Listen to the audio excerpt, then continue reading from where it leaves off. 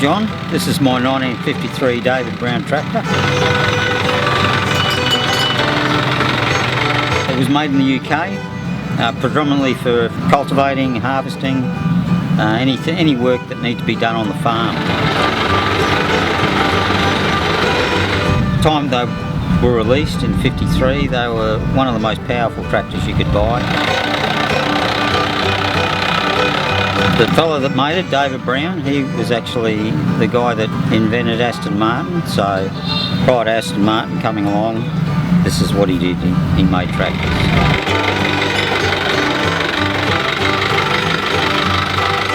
Come along and see many tractors all on display at Steaming Under the Southern Cross.